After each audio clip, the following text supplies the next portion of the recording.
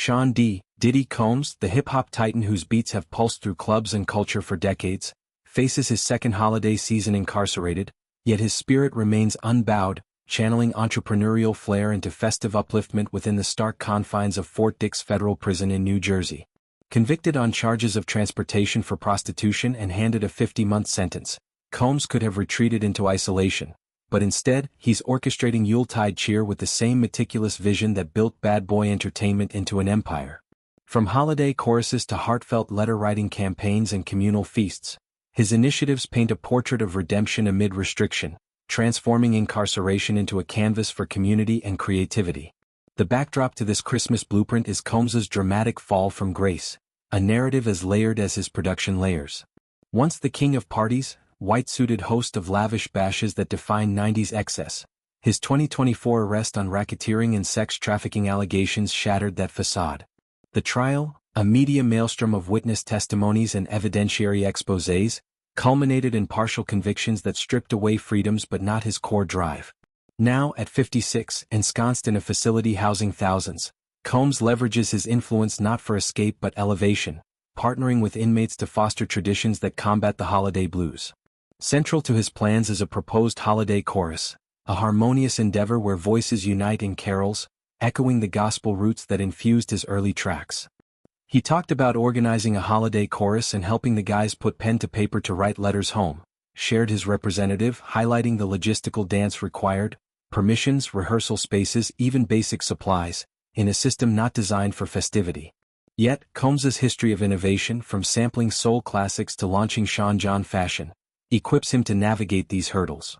Imagining the chorus, bass baritones rumbling Silent Night, tenors soaring on Jingle Bells, a multicultural medley reflecting Fort Dix's diverse populace.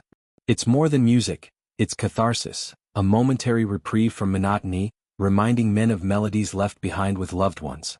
Complementing the sonic celebrations are the letters, intimate missives penned under Combs's guidance, bridging the emotional gulf of separation. In a place where holidays amplify absence, these words become lifelines, tales of resilience, apologies unspoken, dreams deferred yet undimmed. Combs, father to 7 and grandfather to boot, understands this ache intimately.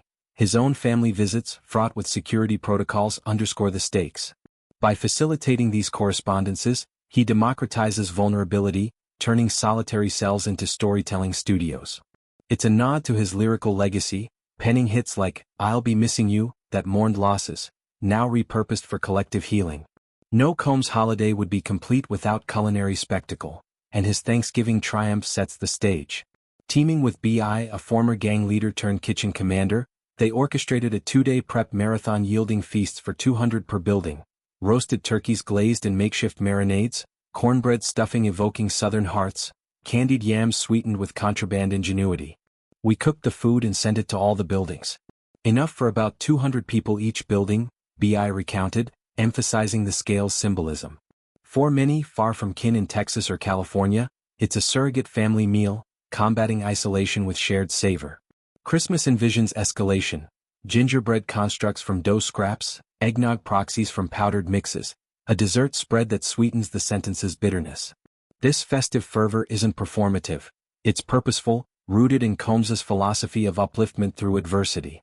His prison tenure has seen philanthropy persist, donations to youth programs via proxies, motivational talks with fellow inmates, mirroring the community grants that once funded Harlem revitalization.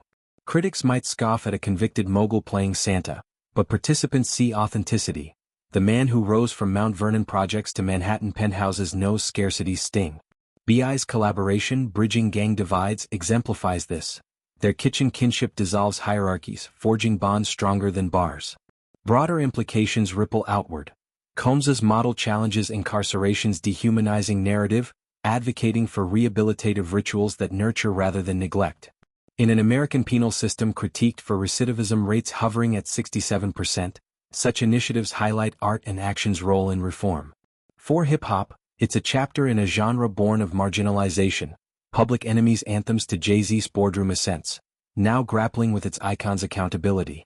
Combs's Christmas, then, is a remix. Verses of reflection over beats of hope, sampling solitude into solidarity. As snow dusts New Jersey's grounds, Combs's celebrations illuminate a truth. Holidays thrive not on opulence but on intention. Whether chorus harmonies pierce the dawn or letters warm distant hearts, his efforts affirm that even behind bars, the human spirit carves space for joy. For the disgraced dynamo, it's not erasure but evolution, a holly-jolly testament that empires like rhythms rebuild from the break.